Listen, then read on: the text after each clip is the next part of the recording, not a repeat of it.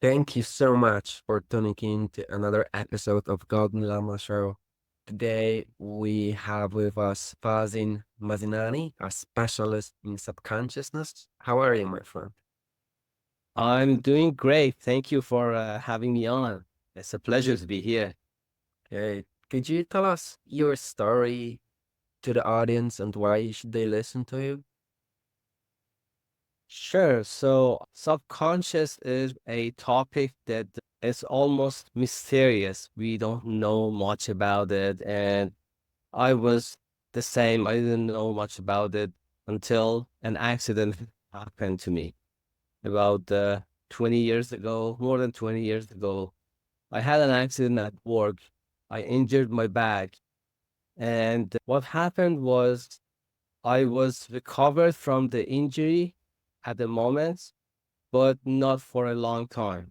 So I had that chronic pain carrying for a long time. For 15 years, I was carrying that chronic pain. And it was on a regular basis that it would come. Almost every week, I had to go to therapy to do something about it because I would get frozen shoulder and those kind of things. And nothing was showing up in the MRI test, and specialists couldn't help me to figure out what was the root cause of that problem. So I met a friend of mine, and she said that I might be able to help you out. So I was desperate at the time, so I was open to any kind of help. She said that I'm going to give you a call and we go from there. So she gave me a call and she relieved some blockages that I was carrying, that was emotional blockages. Sometimes we experience those in life and they get stuck in our body for any reason because at the moment we are not processing that kind of emotion completely and it gets stuck in our body. And she said that by examining the information in the subconscious mind, she just found out those trapped emotions and released those. And I was amazed because nobody could help me at the time, but she just did it with a couple of phone calls and the pain never came back. And she said that I see you have the potential to do the same for other people as well. And it changed the direction of my life because before that, I was very analytical. As a someone with an engineering background, I was using my mind all the time to figure out things. And I found out that sometimes there are things that are beyond whatever we can experience. It's a hidden condition or something that we cannot see. So I started doing the research and going through the certifications and all the materials I could find to be able to figure out how it works. And it was very helpful for myself, and I helped a lot of other people along the way as well. So it changed the direction of my life and it changed my perspective as well. Because before that, I was thinking that life is my enemy. I have to fight. I have to be careful about whatever that is happening. All the people around me might harm me or something. I have to protect myself. I have to be on my toes all the time, on a stress mode, fight or flight. I have to just be careful.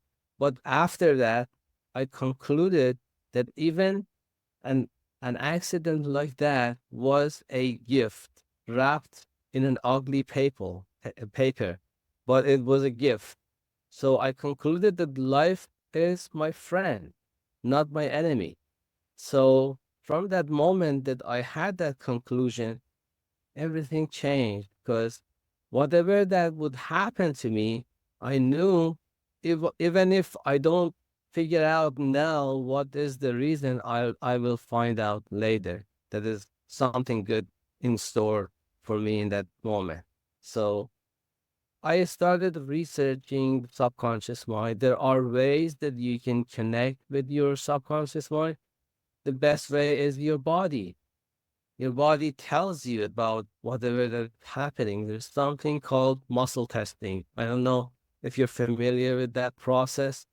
Even if you do some practice, you can just do it yourself. You just stand up and relax your muscles and ask a question. And then if you lean forward, it means giving you a yes. And if you lean backward, it's giving you a no. A lot of people are using it when they want to take a medication or supplement, or they want to buy something. They just hold it in their hand and then they just do that muscle testing. Discovered by Dr. Goodhart in the 50s, and he was a chiropractor and a doctor. And he noticed that when we say yes, the muscles that we have in our body have a different energy than when we say no. And it's not just saying yes or saying no. It is if it's yes or no. So it can be used as a basically lie detector. So you can figure out if something is good for you, your body can speak to you. And so you can get those answers. But in an advanced level, we use different techniques to connect to the subconscious mind, and all the information is stored in there. They say everybody is carrying more than 200 of those trapped emotions, and they paint the life for you. They act as filters. How those emotions impact us, and have you been able to find within this journey of yourself the emotion that was blocking you? There is a chart of trapped emotion. For example, failure. Failure is an emotion. So you experience failure. All of us experience failure. Sometimes we can process it, sometimes we can't. It depends on your situation. For example, you are tired, you don't want to deal with the situation, and then something happens and you don't get the result the way that you expected. So it is called failure, and it has an energy, and it gets stuck in your body if you can't process it properly. Because your subconscious mind says that I don't want to deal with it for now. I'm just gonna store it somewhere, and then later on I'm gonna deal with it. So So you what? carry that failure with you in your body. And Cody, what does it mean to process an emotion correctly? Processing an emotion correctly means when you have the emotion, you let it go. You don't keep it. For example, when you get angry, if it gets stuck, it means that you are thinking about it all the time. You just let it go. It passes. Sometimes you get angry and then you start mentalizing it. You start thinking about it. You start thinking about the scenario over and over again in your mind. That is where it gets stuck in your body somewhere.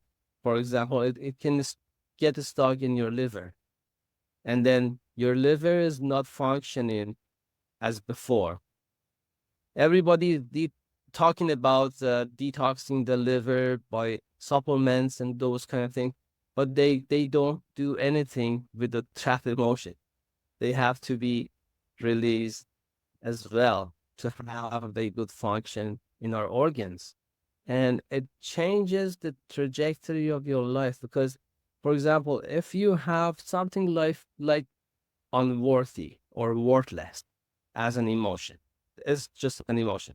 Sometimes we experience that, and you have that worthless somewhere stuck in your body. And so the size is the size of a tennis ball. It is an energetic field.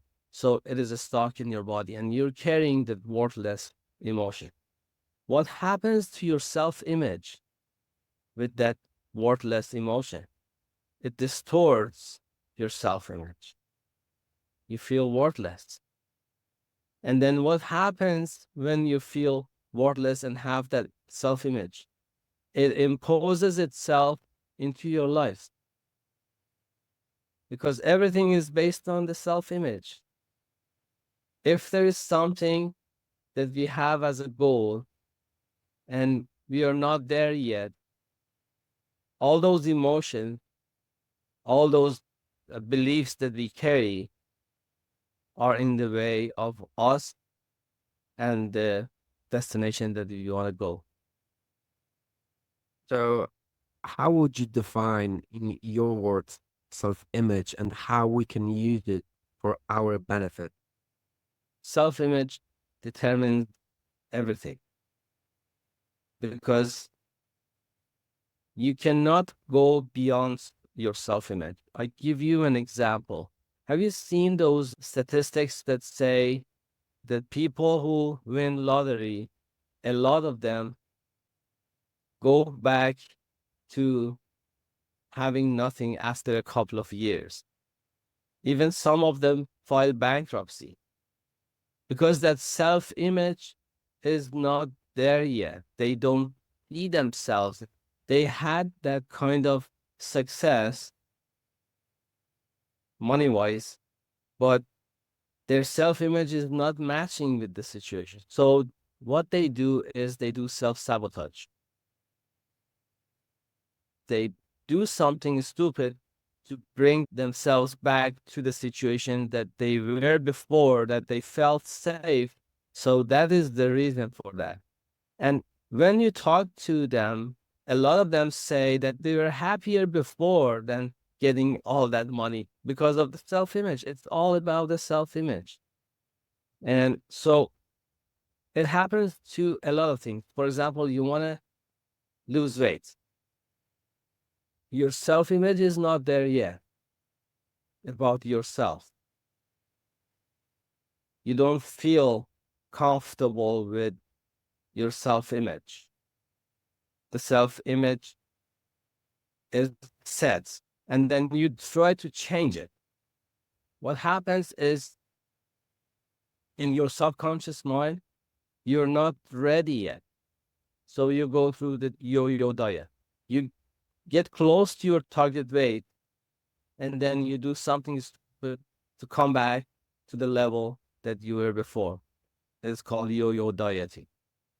You try this and that because we just try to fix the effect, not the cause. There are two ways of dealing with things. One is going to the effect, that is a band aid solution. For example, I have a headache, I take a painkiller to mask that headache, to mask that pain that I'm carrying. That is a band aid solution. The second solution is going to the root cause to find out what is the reason for that headache. So it is like a smoke detector in the house. It goes off. I don't like the sound, so it's a band aid solution. But that smoke detector is pointing you to a direction. Maybe there is a fire in the house. I have to just find what is causing it. That is my perspective towards pain. Everybody says pain is bad. I have to just mask it somehow. But I say pain can be the best indicator because from that pain, I can go deep into the subconscious mind and find the root cause. Sometimes it's an imbalance somewhere in your body. Someone is the energy that is stuck somewhere. Sometimes it's even a belief that has to be changed within us. So they can be a lot of things. So we can change our perspective. Do you think beliefs can cause an issue and sickness? And just to sum up what you said before, self-image is how we perceive ourselves and how we talk to ourselves. Yeah. Self-image is how to talk to the self-talk is the outlets of the self-image. So one of the ways that we can figure out what our self-image is, that we start journaling our self-talk. So we find out what we think about ourselves. So we have to pay attention to be able to find those the self-image that we are carrying because we don't see it. It's like somebody is putting a sticky note on my back. It says that I'm stupid. I'm going to the street and everybody is looking at me and laughing at me. I cannot see that sticker in my back. You know, we carry a lot of those stickers, and sometimes it comes out as self-talk. So self-talk is very important. How to be aware of this internal talk? And since we don't know what we don't know, what would be the steps of realizing that we have some sticky notes on our back that are embarrassing? So one way is self-talk is very important. We have to have a process for journaling. We have to review our day and journal all the details. Our feelings are a good indicators. We have to notice when something triggers. If we be able to see that trigger, and those are repetitive patterns, we can find repetitive patterns through them. And sometimes other people can help us as well. If we have a couple of good friends, we can ask them if they see something specific within us so we can get the feedback. And that is another way, but we have to be receptive because usually we just reject it. But if we be receptive, if we be familiar with that process, we start taking notes. And the other thing that is very interesting, I'm going to share with you is whatever that you see in others and judge them based on that, it means that that thing is within you. Because life is like a mirror. In my book, I call it the mirror of life. Wherever you go, when you see things, you just notice something.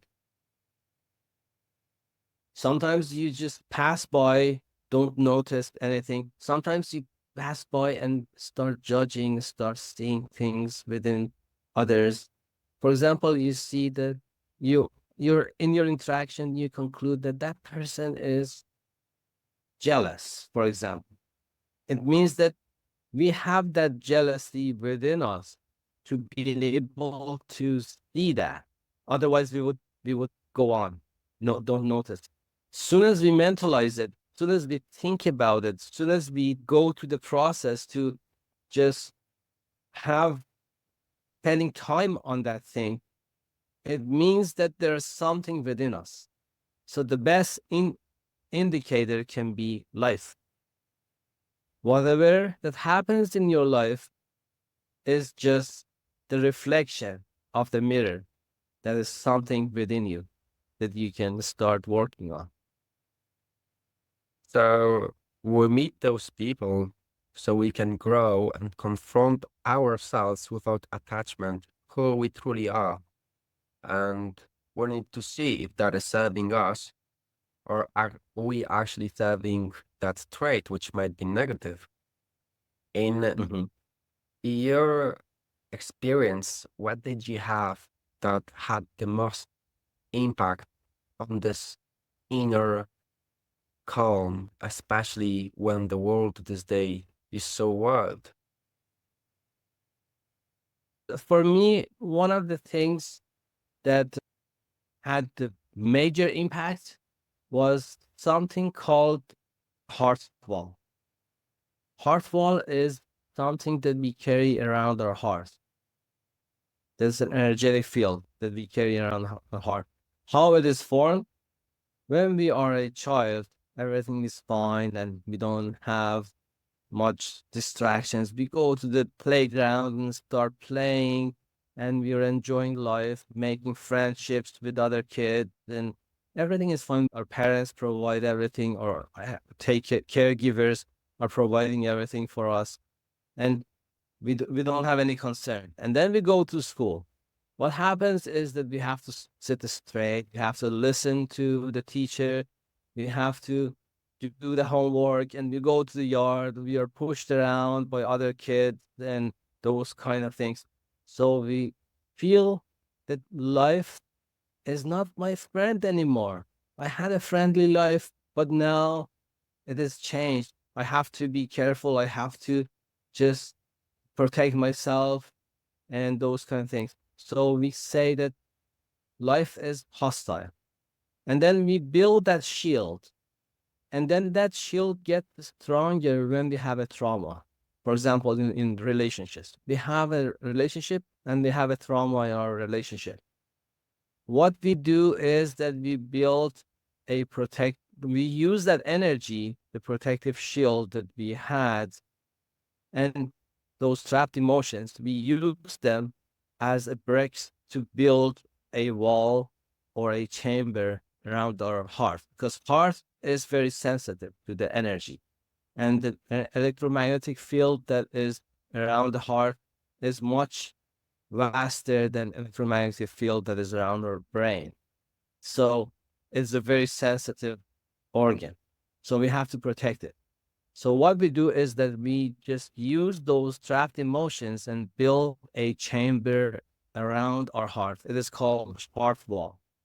And as long as we have that heart wall, we might feel safe a little bit at the time of the trauma.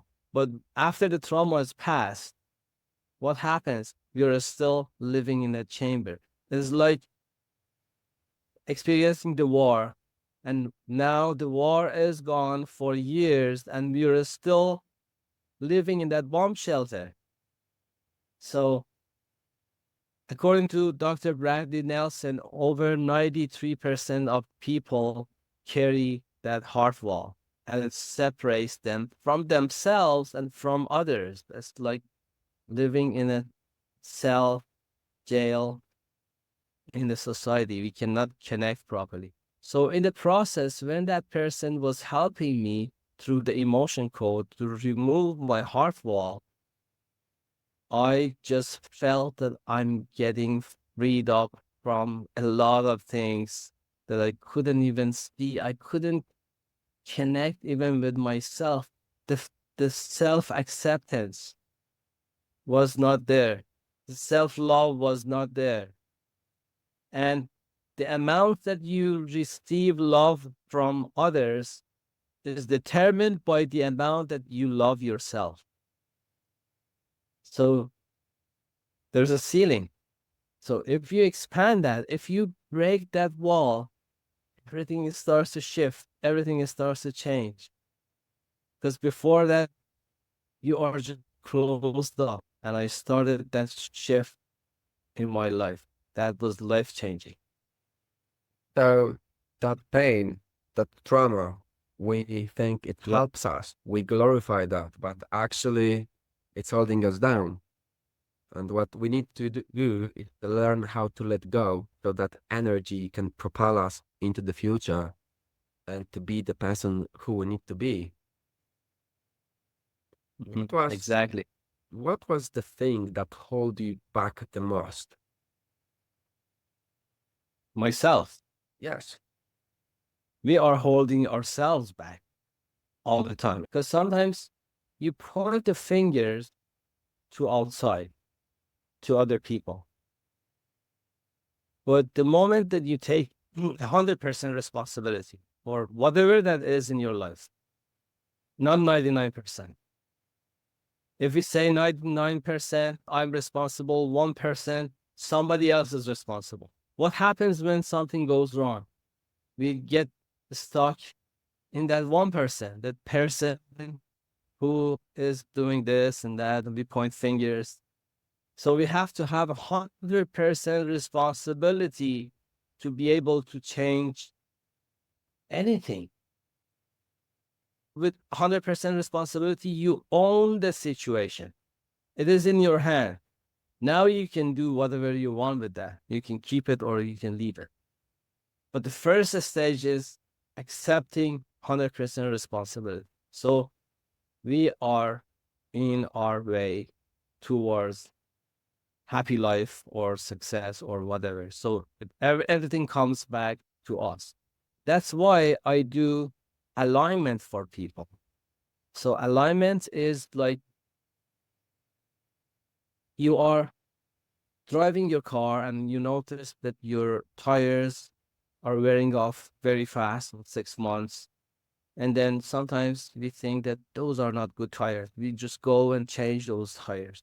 And then it happened again, wearing off fast. So finally we go to the mechanic and the mechanic says that your wheels are not aligned. So he does the alignment, but it gets disaligned again. So we, and then finally he figures out there are some problems that is causing that misalignment. So he fixed those, and then we are all set. So the same thing happens to us. When we are not aligned, we wear off. When your physical, emotional, mental, and spiritual aspect of you are not aligned, we experience burnout. Mm. Burnout can be physical, like a disease. Burnout can be emotional in your relationships. Burnout can be mental, you don't feel happy. And then it can have different symptoms.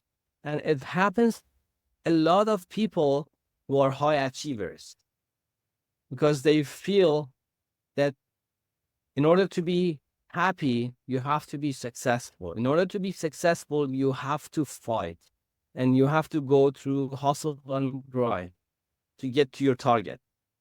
They don't want to stay in your comfort zone because every motivational speaker says that you have to get out of your comfort zone. You have to go and fight. You have to do something, never go back and never look back and always look forward. You have to go, go, go. And we take that route.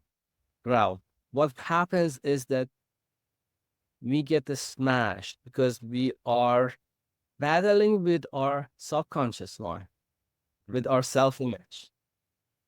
Because it's the self image or subconscious mind is like a train that is moving south and we are moving north while we are in the train. We decide to move north, but we are still in the train. So we end up going south. So if in order to have a smooth ride, we have to align our subconscious mind with our conscious decision. And our hearts should be into it as well, our emotions and think by the action. Everything should be aligned. Then we're gonna enjoy the ride. We're gonna enjoy the journey of life, not going through all the resistance, the force. I mean, people fight with themselves, their emotion, their self-image, and so what happened is the universe fights them as well, because the universe thinks that's exactly what they want. But once they stop fighting, the universe stops fighting back, and you are no longer in separation. You are no longer against the world. You are part of world.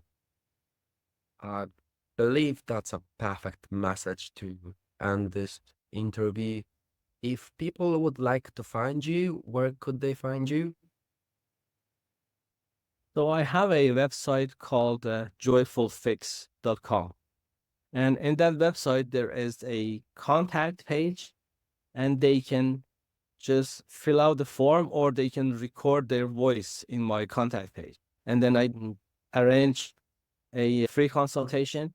We go through the process where they are and where they want to be and the blockages that are in the way. And then we make a plan to remove those blockages, which are mental and emotional and physical.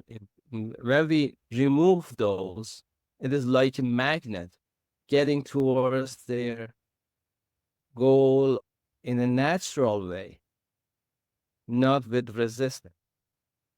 And they can enjoy the journey as well. Sometimes we think, I just want to get this, but we get smashed along the way. Even if we get whatever we want, we are so tired that we cannot even celebrate. So we want to enjoy the journey. That is the process for enjoying the journey of life, being harmonious with love. And that is possible with removing those blockages. Thank you. And thank you as well for listening to another episode of G Alas Show. And stay tuned for the next one. Thank you.